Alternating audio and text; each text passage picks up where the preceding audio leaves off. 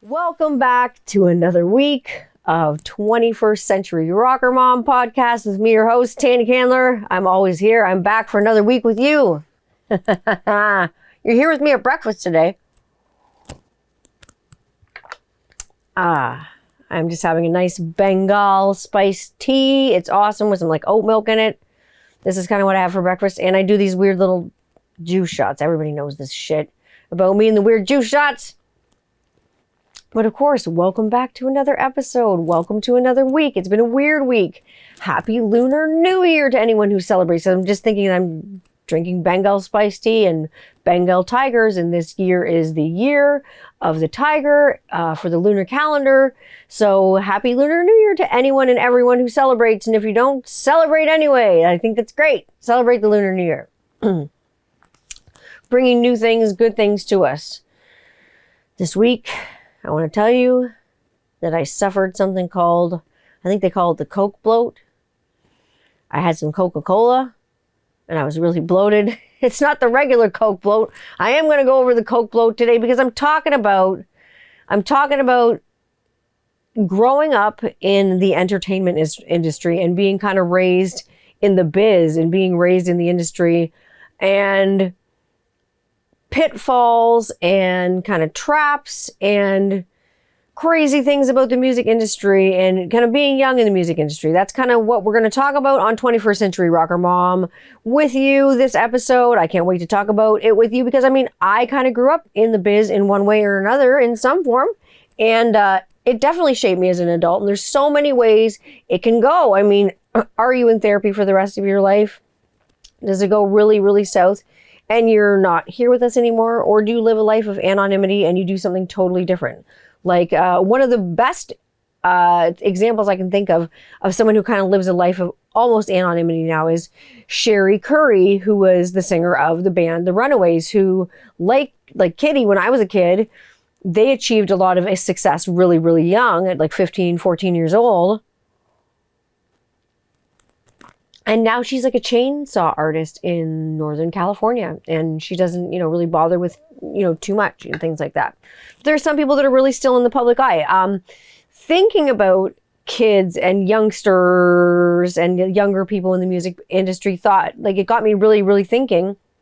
Because I watched the Billie Eilish documentary and I really wanted to check her out because Billie Eilish is someone that I wanted to kind of get to know better because I've heard a lot of her music and I love her approach. I love that she writes with her brother and I love that they're a team. And I think even seeing the documentary, because I had some ukulele students back in the day when I was still teaching ukulele ages ago, before the pandemic, that always wanted to learn Billie Eilish songs. And I didn't know if it was just I didn't know what it was. I hadn't heard Billie Eilish. So I really gave her a listen. I mean, she's the youngest person to headline at Coachella. So it got me thinking about young people in the music industry and what's kind of going on. And it got me thinking about child stars and growing up in the industry. And I wanted to talk about it because why not talk about it and have an honest and open conversation about it? Because that's what I do here. I don't shy away from anything. So I want to talk about Billie Eilish because I love her. I think the documentary, watching it and learning more about Billie Eilish made me like her even more as a person. I mean, she's got her own things that she has to go through, but she really goes through a lot of shit for her fans. She's solid, man. She's there. I like the family dynamic. I like the stripped down dynamic. I like the whole home studio dynamic. She records at home. I love from a production point of view, of course, I'm an audiophile and I'm a huge nerd for that. And I love what her brother does, how they just do it in his bedroom.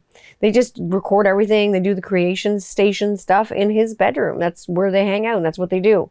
So I think that's really cool. And it got me thinking when did child stars kind of start? And I thought from when I can remember, I remember the golden age of Hollywood and people I'm 39 now. So when I was the golden age of Hollywood to me are child actors like Shirley Temple and Judy Garland. And of course, if anyone's seen Judy, oh my God, you've bawled your fucking eyes out. Likely because that movie was absolutely stunning from start to finish. Sad, really sad, especially for her kids.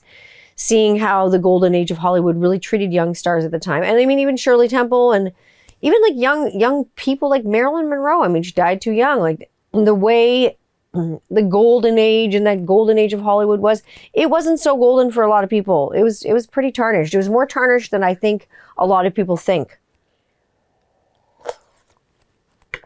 So it got me thinking about, what are the reasons why some of these things happen? And, I've got a list. Of course, I've always got a list, and I've got a list of people, so I'm going to read it to you because I can't remember everything. This week's been crazy. I started a new collab, and that's why I didn't record my podcast late last night. So I had to do it early in the morning. That's why I'm having breakfast with you, because that's what I do. I've got my gut gold elixir because that keeps me good. I thought about, some of the golden age of young child stars with me, and I thought about movies like The Lost Boys, movies that I loved growing up. I loved horror movies growing up. And so, of course, I loved the two Corys, obviously, Corey Haim and Corey Feldman. And both of them were in the Lost Boys. And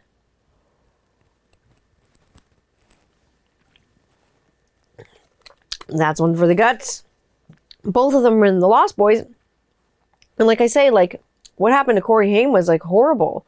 Like, again, we'll get into some of the reasons why things happen, or why I think things happen to people that grow up in the industry and kids that get raised that way, especially too when they have parents either that really mismanage them or parents that are already grown up in the industry. Singer I like, of course, everybody knows I like some Jenny Lewis. Pretty soon I'm going to have a puppy in a truck. My puppy is coming home in 7 weeks. I was talking to the breeder just a couple of days ago, and I'm so excited. I'm excited for you all to meet my puppy too, because he will come on the show and come and hang out. I can't promise how long he's going to stay. He might be a little bit squirmy when wormy, but puppies. I love them, and I'm just excited to feel the little pitter patter of little paws all over the place.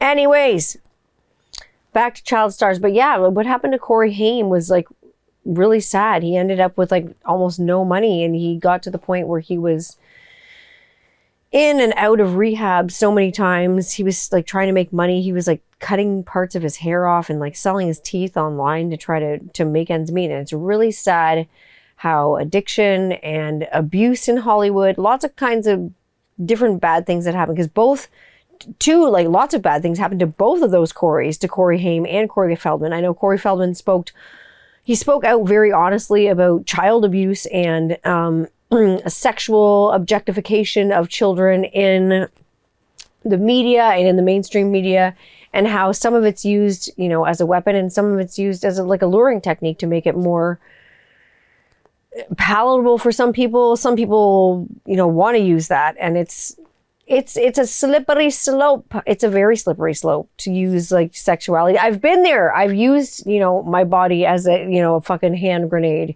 When I was in Kitty, I would not say that I addressed dressed how I would deem appropriate for me like now. When I was 16, who fucking cares?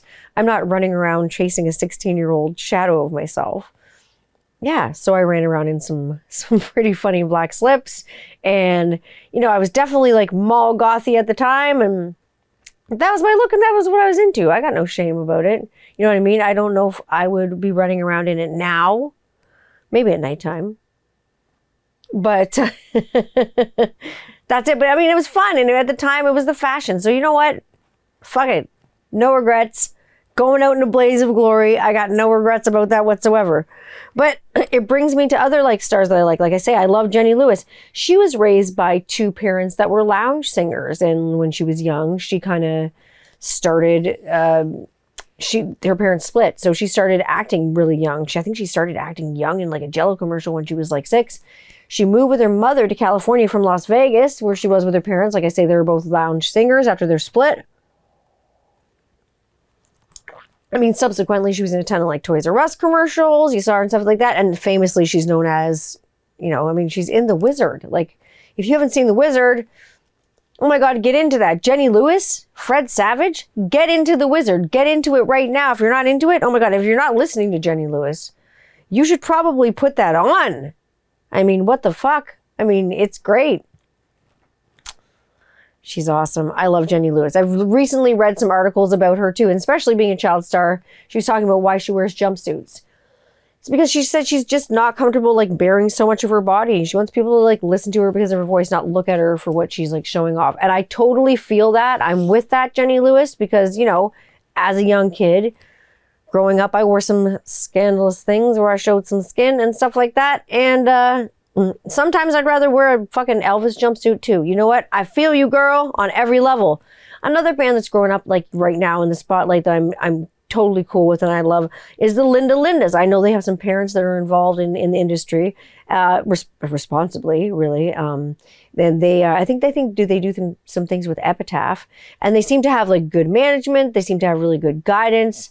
I don't worry too much about the Lindas, but I worry about them because like I'm a mom, because I love them and I think they're so cool. So I can't wait to see what happens with the Lindas. That's one band that's kind of growing up in the spotlight. So I follow along with them on Instagram and I love all their posts because they're just, I think they're fantastic. I think they're talented. They're adorable. They're articulate kids. They're smart. They've got their heads on straight, definitely. And they've got some, like I say, they've got some good parenting behind them. I don't think they've got parents who are just sitting around there putting some money away for college. No, I think they've actually got like good people and good like handlers, I guess, if you call them that anymore. That's what we used to call them in the old days. I don't know if that's okay to say now, but I said it. Oh God, I don't know if that's good. But like I say, growing up and being in the industry, it's crazy. It shapes you definitely. And sometimes being in young and being into like a band and being into any kind of entertainment like avenue, like artists, singers, musicians, any kind of acting at all, like any kind of growing up in the industry is really tough because you're doing a lot of the things that you would do privately in the public eye. So that's hard. So if you're having a meltdown, you're having it in the public eye. If you're having depression, you're having it in the public eye. If you're having like a bad moment and you post it on your Instagram or your TikTok, heaven forbid, because that's where everybody's going to check out what's going on, because we live in more of an instant sort of gratification world these days. People want to see more content. That's what we long for. A lot of younger people long for. I love long form conversation. I can listen to a podcast for like 5 hours, but that's just me.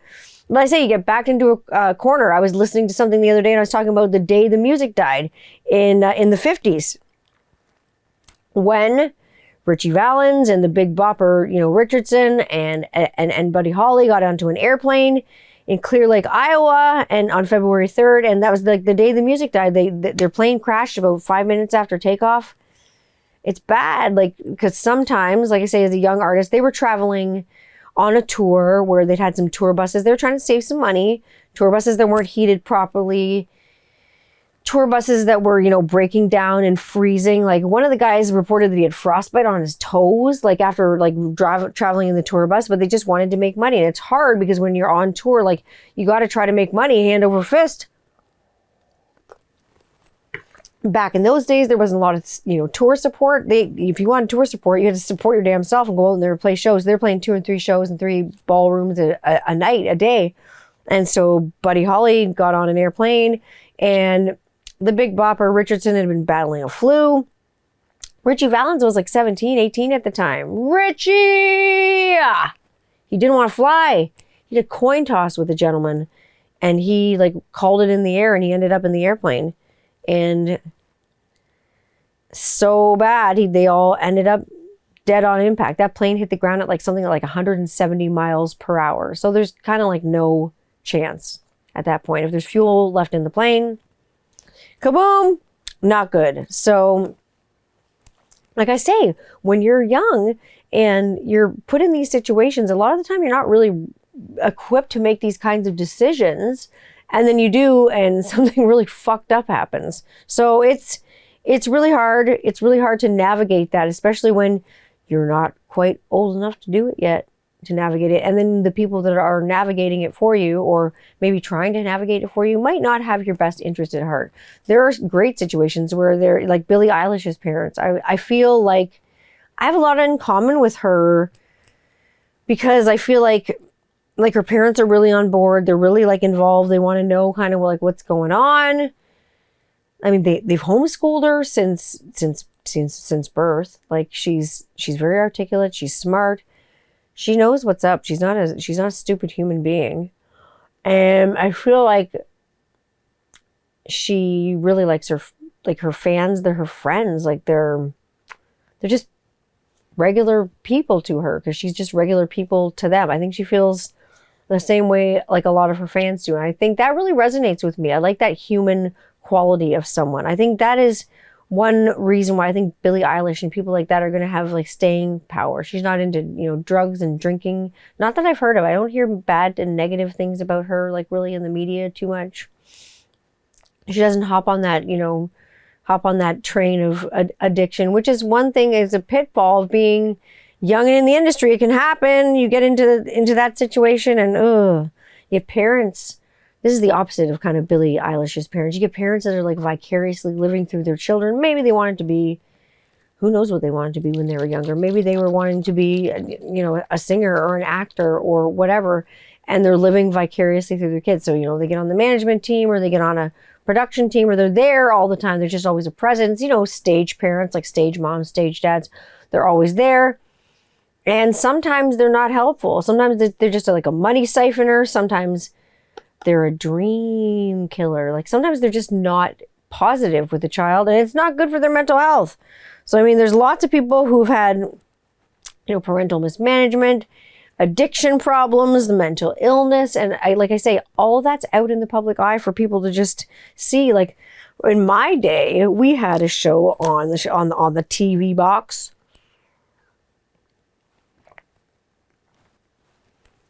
That one's lemon. Whoo, and ginger. Good morning. Woo! Good morning, wherever you're listening from. Holy fuck. Oh!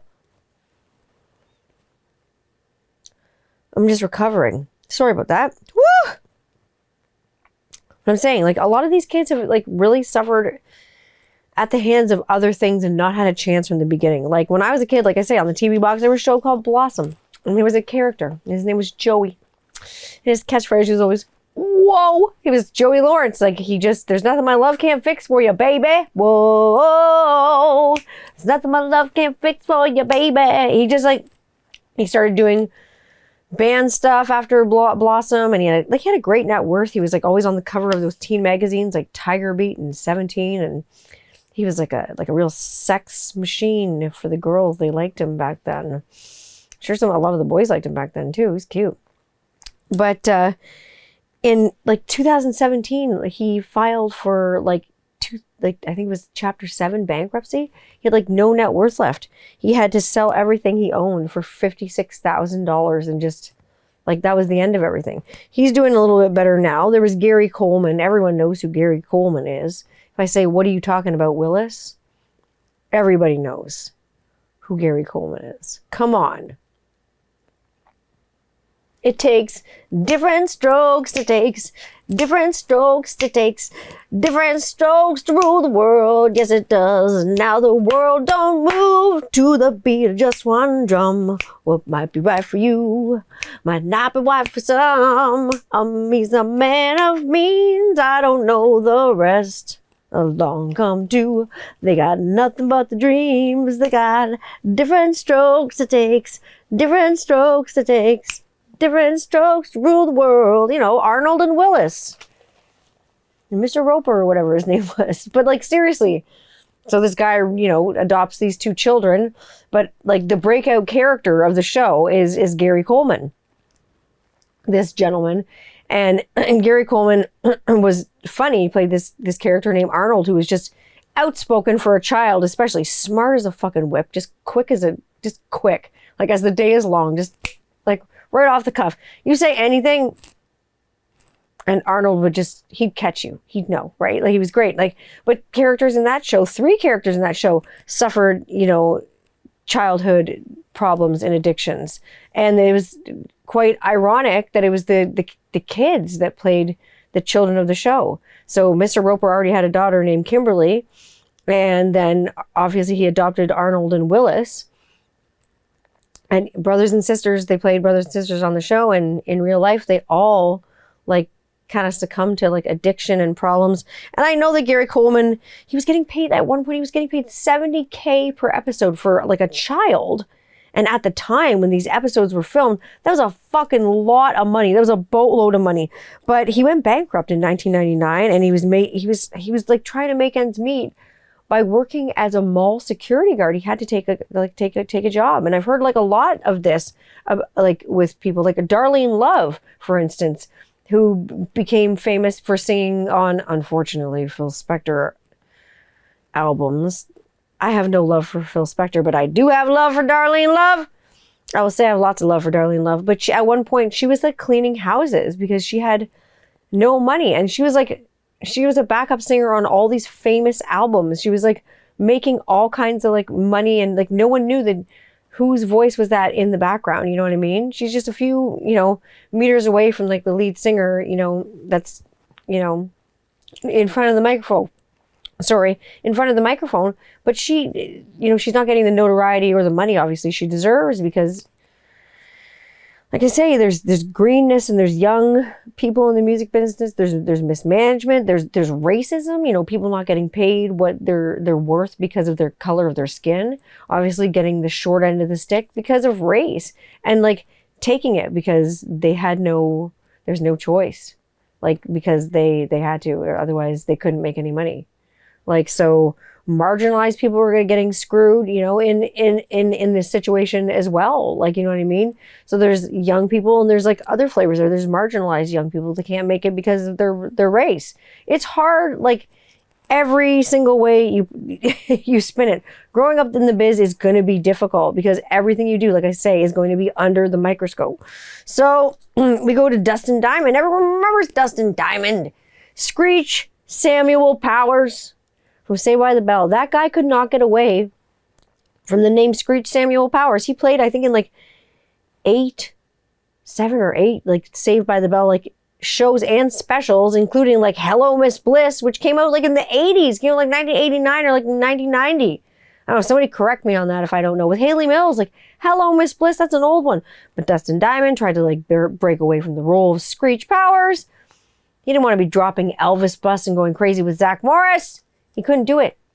So he did like a Screech Powers adult film called Screech Saved by the Smell.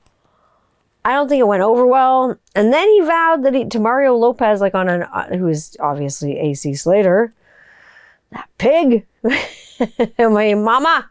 So he vowed to him that he was going to get straight, like get his life in order, get his shit together. But unfortunately, he passed away and succumbed to stage 3 or 4, like lung cancer. So before he kind of got to like redeem himself, he kind of stopped, and he just passed away. Actually, last year, I think it was in February. Yeah, last year would have been February this year, February 2021. He passed away. It really like surprised me that he passed away because I don't know like how long he was sick for. Apparently it was quite a brief illness, but again, another child star that couldn't get away from it. And I mentioned the two Corys because Corey Haim's buried not too far away from where I live. Like he's just close to Toronto.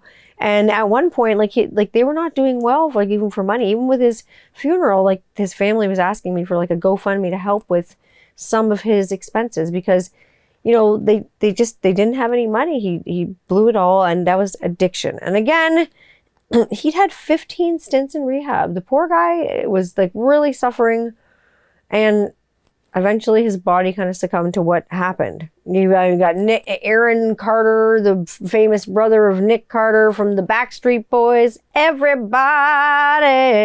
I'm sure you know the Backstreet Boys. I know the Backstreet Boys even. Aaron Carter, I think he did Aaron's Party. He started as a pretty like clean cut artist and things like that, but then things got topsy-turvy for Aaron Carter. And he ended up spending a lot more money than he had. And, he got into trouble. Lindsay Lohan, oh my God, you can sit with us, but whoo, cool it on the booze. Lindsay Lohan even got in shit from Oprah Winfrey. Even like Oprah Winfrey told her that like to cut the bullshit. Like Oprah, like they bleeped it out obviously. But Oprah Winfrey swore. And like she doesn't swear a lot. I'll say Oprah is a very well-spoken human being. Like she speaks in a very articulate manner. She writes well and things like this, and she's a good actress and things of that nature. But Oprah's not what I'd call like a swearer. Oprah is not really like a pirate, like yours truly. And Oprah Winfrey told Lindsay Lohan to cut the fucking bullshit, because Lindsay Lohan, like I say, she just like got out of control. She like broke out in Mean Girls, and she was doing great. And she's kind of one of those like Disney sort of kids, and you never know what's going to happen with the Disney kids. Is it going to go like Disney princess, or is it going to go Maleficent style? How is it going to go with these Disney princess kids? Who knows what the fuck is going on with them? But oh my God, Lindsay Lohan did not go great. You know, like things did not go well for Lindsay Lohan. She struggled with a lot of addiction, as did like another like Disney kid, like Amanda Bynes. Like she was doing great, and then her parents took a hold of her money, and then she didn't have any. She was found like sleeping in a mall. Like it's tragic what happened to these kids. Like I say, again, parental mismanagement, addiction, mental health stuff. All this stuff goes hand in hand with these child stars. But like, where are their parents to help them? Like your parents are here or they're supposed to be here to guide you in the right direction. What the fuck are they doing? Like Justin Timberlake, he was part of that Mickey Mouse Club era too. Fortunately, his turned out kind of really good. Justin Timberlake's been doing, you know, well, and does like pretty much positive things like that I've seen. I haven't heard too much in the media about Justin Timberlake. I haven't been down the Justin Timberlake rabbit hole though, so don't quote me because I don't know 100%, but I haven't heard too much shit about Justin Timberlake. But I mean, like, look at like his friend, like our friend Britney Spears. Like she grew up in the public eye, and look what happened to her. She's just gotten control over her fucking life back at being like almost my age and not being in control of her life. Like that's what childhood stardom can do to you. You get the wrong person, like I say, taking care of you, like what her dad did to her. Now, like I was part of the whole, you know, absolutely free Britney movement. Why shouldn't she be taking care of herself? I think she's old enough. She's a grown woman. She should be making her own decisions. If she wants to have a baby, she should be able to have a baby. She wants to get married, she should be able to get married. Sign a prenup, Britney. Come on. Get that money, girl. You better work, bitch. But like, seriously, she worked hard for it. She should be in charge of it. You know what I mean? She should be in charge of her own shit. She can handle it. It matters. I will say it matters who's pulling the strings. It matters who's in charge of expenses. It matters who's in charge of keeping track of things. It matters who's doing your taxes. It matters if somebody's fudging the numbers. It matters, if someone's like embezzling money in the company. It matters who's on your team, like when you're a child actor. It matters if you're in the industry. Like I say, it matters who's like fucking you around and who's there under false pretenses, or who is there to help you. If someone wants to help you and they have like absolutely no reason to help you, like they have like nothing to gain from it, they're probably really there to help you. But if someone is there only for personal gain, you'll know. Because if you pull out, like, and that's what these kids have a hard time dealing with. That's one thing, rejection. If you pull out, you wouldn't believe that the supporters that, they come out of the woodwork when you get famous. When you start getting less famous or getting older in the industry and less desirable and you're not buzzed about anymore, some of these young people can't handle the rejection and they don't know what to do with it. And it's a really tough emotion to deal with. It's like, what the fuck do I do with this? I don't know if I'm angry or if I'm sad or if I feel rejected. I don't know what I feel. And you know what? I mean, I felt all those things as a young kid. You know what I mean? As an adult, I don't feel those things. I don't. If someone chooses not to follow or unfriend or what, that's your prerogative. If you don't want to listen to it, don't listen to it. If you don't want to look at it, scroll on, Donkey Kong. Like, you know what I mean? Like, what do you want me to say? If you don't like it, don't listen to it. Don't look at it. Don't follow it. You know what I mean? I'm a huge supporter of that. If you don't want to see it and you're not so in support of it, don't support it. Just don't go for it. But like I say, it matters who's pulling the strings. It always matters who's pulling the strings. So questions. This is funny. I got some questions about child acting and things like that. I got a question about why don't I have my kids on the podcast? Oh my God. I was just like, when I got this question, I was like, is this a real question? do you think my podcast is for children? It is certainly not. And if you listen, I've said this, if you let your kids listen to my podcast, yeah, that's right. I think you're a shitty parent. I'm just going to say it. Don't let your kids listen to my podcast. I don't let my kids listen to my podcast. Fuck no. I don't let them tell their teachers, oh, my mom does a podcast. They're like, what does your mom do? Voiceover work. That's all they know. That's all they need to know. They don't need to know about a podcast. They don't need to know about swearing. So the reason, yeah, I don't have my kids on my podcast or have anything to do with my kids on my podcast. People know I have kids, but they're not all over my shit because it's nobody's fucking business. And I don't have my kids on my podcast because, like I say, this is not a kid-friendly podcast. That's why I don't do it. So, and like I say, I don't want to do that industry kid shit to my kids either. Like fame, wealth, all that stuff, they can contribute to major mental instability and, overspending and things like that. Like, and I say rejection, that's a hard one to deal with. People don't know where to put it. You got the bad influences sometimes that you can get of your entourage, like the hangers on, the people that want to, like I say, come out of the woodwork when the things are really good and everything's coming up Millhouse. These people are like, woo, let's get on board. Like Ric Flair. They want to just, woo, fucking nature boy. They want to get on board. They want to join the revolution. They want to be part of the show, right? So you've seen the show Entourage. You can see how bad hangers-on can influence a one main person, and it's really hard. The lack of childhood. Michael Jackson said it best. Have you seen my childhood? Fuck no, no one saw it. Michael Jackson, especially not you. Fuck. The lack of childhood. Things go really fast. Things go fast in general when you're a kid. And as a parent, I see that especially myself. Things go fast. Kids grow fast. But when you're raised in this way, oh my God, regular things take a back seat for practice or rehearsal or auditions or a gig or whatever. You want to go tobogganing or ice skating or do normal kid stuff. Go to the playground, play outside in the backyard, do normal kid shit. You know what I mean?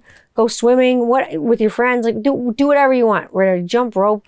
But you've got to practice, or you got vocal lessons, or you got piano lessons, or you got acting lessons, or you got this, or you got that, you know what I mean? And a lot of the regular family growing up kid stuff takes a back seat to really what has become now a job for these kids. So some of these kids get really resentful of this stuff, and then they miss these family situations. So that is a big chunk that gets missed, and that piece really gets left out as far as I think industry kids go. And the younger you are, I think when you get in the industry, depends how you're managed as well. If you miss out in those family moments and you miss out on that family time, and that's why I thought I liked Billie Eilish so much, because that family stuff's still there. I mean, she works with her brother, she's homeschooled, she's with her parents all the time, the parents come with her. They seem to be really cool, hippies. They just seem to be cool people, you know what I mean?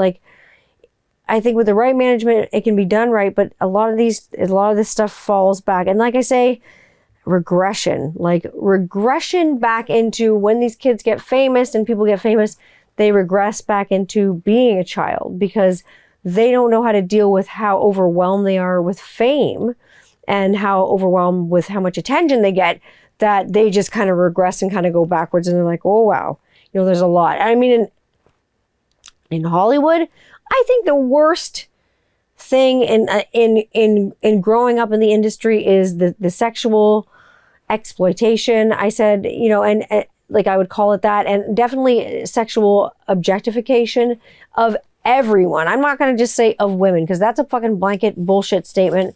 I can't say that as someone who identifies as female, because there is just so much sexual objectification all over everything for every child, you know what I mean? Like I say, Corey Haim was one of the first actors to talk open about it, really openly and freely about it, and he really freed his mind by speaking about that. And oh my God, it just keeps victims silent for so many years, and because Hollywood objectifies these children, it either makes them feel good about themselves or makes them feel bad, like they can't tell. You know what I mean? Fame comes too fast for a lot of these kids. And oh my God, let me tell you about that. Of course, fame comes too fast for a lot of these kids. Fame came literally almost overnight, seemingly for me. And yeah, it came too fast. And I didn't know what to do with it. I still wouldn't know what to do with it. Like I say, fame came overnight for some of these kids really fast. It comes so fast, they don't know what to do with it, and they don't know how to deal with it. In come, an overwhelming change in their surroundings, a really big material change in their surroundings, and in come the drugs and the alcohol and the friends with the, hey, I got this, and hey, I got that, and hey, I got whatever magic potion I'm going to give you, and it's going to make your fucking head spin. Like, we all know that, actors have public breakdowns, but we have public deaths and things. Like, people come in with friends, come in with party favors and things. We get situations like River Phoenix. Everyone remembers when River Phoenix famously took drugs from a friend on Devil's Night one night and passed away as a result of it, and it ended up being a speedball. So that's a lot of drugs mixed together. And a lot of people have public breakdowns. I mean, like Lindsay Lohan's had them. They've caught Amanda Bynes, like I say, on video cameras having public breakdowns. Britney Spears has had breakdowns. But I mean, like, these people get these moments in their life that should be private, theoretically, and they should be kept to themselves. But unfortunately, they're followed around by cameras, and then they get dubbed as crazy or whatever, they get dubbed as. And that's a hard fucking label to shake. And that's hard, especially when now, as a big star, you've built this overconfidence and maybe an arrogance. And that's a fucking slippery slope too. Because now you think you're untouchable and you can do anything you want. And nobody likes an arrogant dink in real life. And nobody likes an arrogant fucking little dink in the entertainment world either. Nobody likes bad parents. And I can tell you this by not bad parents, but even like parents that party with their children. The biggest, oh my God. The biggest example I can think about of this is Drew Barrymore. Holy smokes. I mean, I remember reading the book Little Girl Lost when I was young. And like her parents were, the famous Barrymores. They were the actors. They were in the industry forever and a day, the Barrymores. And like I say, she got introduced to drugs and alcohol and smoking super, super, super young. But she says, famously in her books that, she used to party with her mom, and she partied with people that were a lot, older. And there was a lot more accessible to her at that age, and going to parties with people that were a lot older and doing things that were a lot older. And there was a lot more accessible, like I say, at that age, just because of her status and the child actress status at the time, what they called it at the 80s. But some of these parents just saw their kids as fucking cash machines. So they did whatever they wanted to do. And they kind of let the kids do the same. They let them follow suit. They let the kids kind of lead and sure, hop on the whatever machine. It's just, it's hard.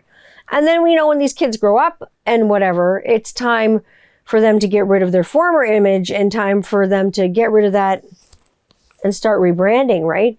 And rebranding and starting a new image is fucking hard for anyone. It's so hard to grow up and shed that, we have the rise and then we have the fall and now we have the redemption, right? You gotta redeem yourself and you gotta rebrand, right? So, because when you're a child actor, everyone just loves you, and then all of a sudden, no, Haley Joel Osment, you're not cute anymore. You crashed a car, you're an asshole, or whatever. You know what happens? Something happens horrible. Oh, you were so cute in Sixth Sense. The end. You know what I mean?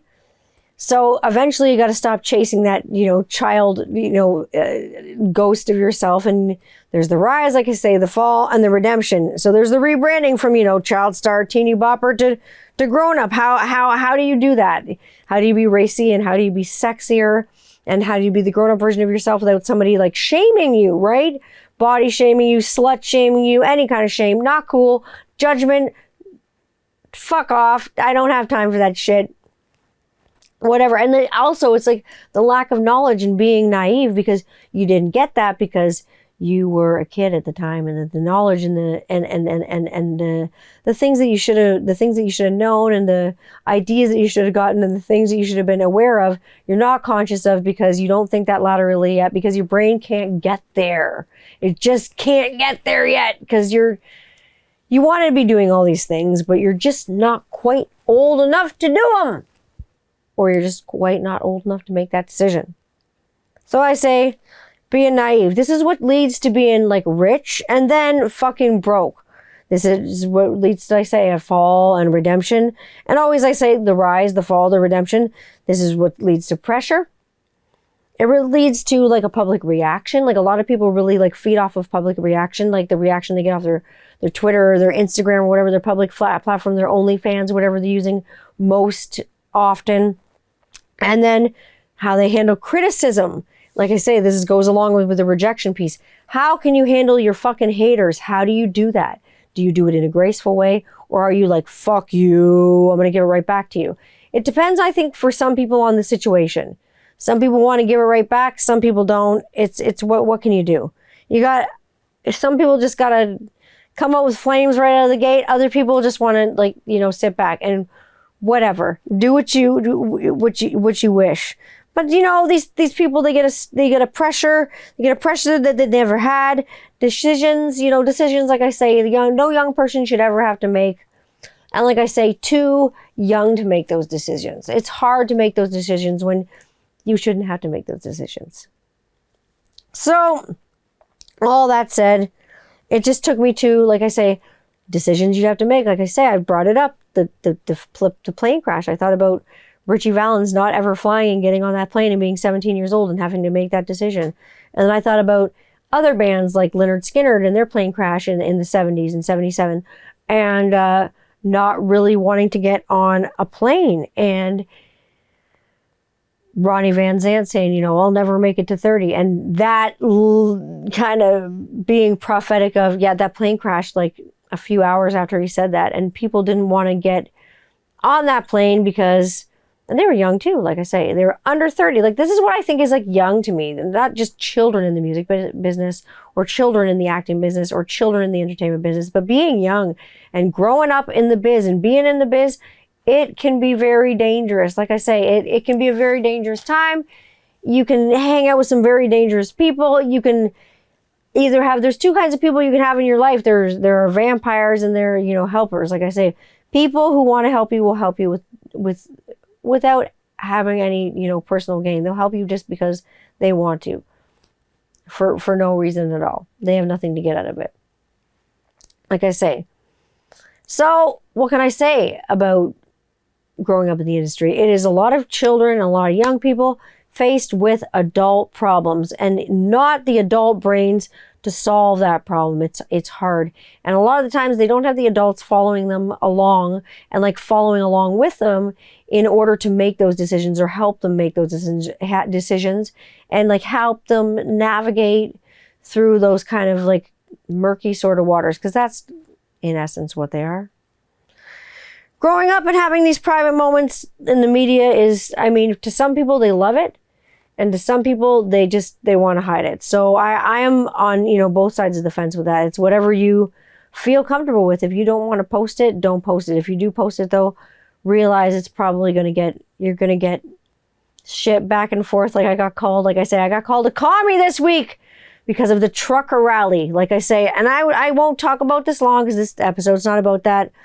But and if you're Ontario right now, you know about this, the trucker, they call it a freedom convoy. And I'm really putting that in quotations because I do not call it a freedom convoy. I call it a fucking pile of bullshit is what I call it. But whatever. It's organized by a known racist and white nationalist. I will say that. I don't give a fuck who calls this fake news. They can fuck off.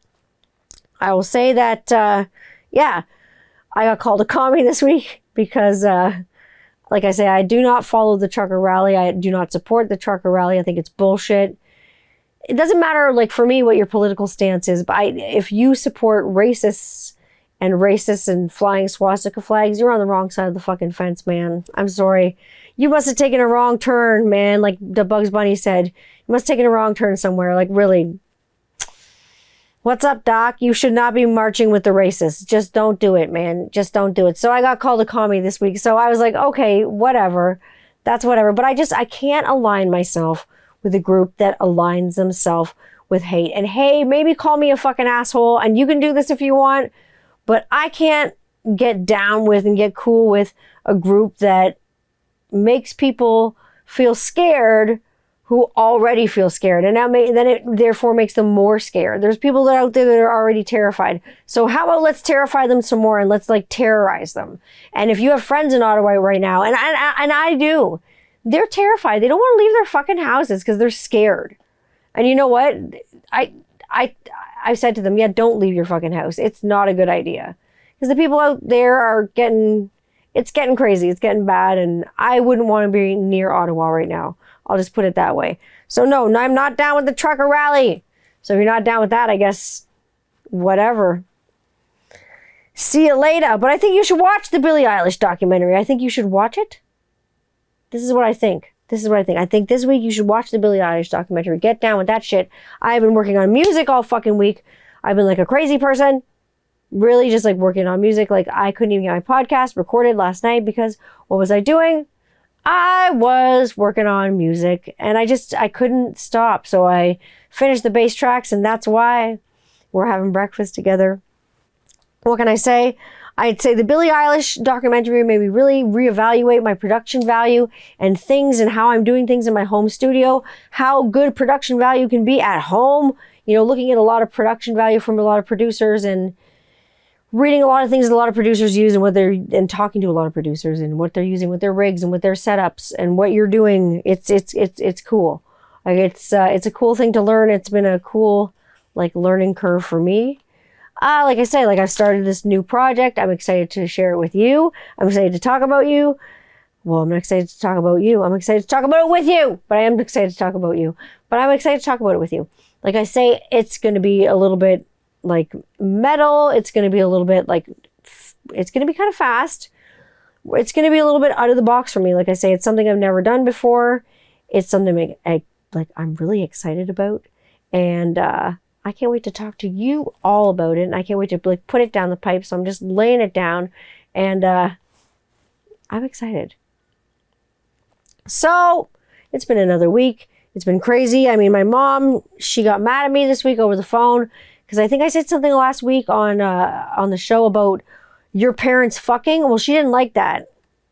Sorry, Mom, but I'm going to throw you under the bus for this one. One time I walked in on my parents having sex. They were watching Walker, Texas Ranger in the eyes of a ranger. You know what? I'm telling you, I've never fucking looked at Chuck Norris the same way again. I can't even look at Chuck Norris because my parents were having sex downstairs in the den in the family room. Like my mom was like under a blanket or something and they were watching the Chuck Norris on the Walker, Texas Ranger. I guess that show's obviously boring enough to have sex to. So they had sex to Chuck Norris. My parents are divorced now. Again, hilarious. But I can't look at Chuck Norris the same because he's fuck Norris. And you know what? No way. So your parents fucking. So that one is for my mom being mad at me. If you want to get at me this week and anytime, you know where I'm at. I'm at 21st Century Rocker Mom on Instagram. You can hit me up also at 21st Century Rocker Mom and The Real Tanya Candler at TikTok. I'm ticking and talking and I'm there. And if you want to get at me at Twitter, I'm at Tanya Candler. And if you want to click, you should just probably click subscribe on my YouTube channel. And then you can watch this shit. I don't care where you want to get this. Just get it somewhere where that's not shitty and not affiliated with somewhere shitty. Get it wherever you want. But like I say, get it somewhere that's not shitty. Watch it on YouTube. It'll be fun. So I'll see you. The YouTube channel is Tanya Candler channel. I will see you next week. I hope you have a wonderful week. I love you. Peace to you all. I will see you next week and I will see you on the flip side. Bye.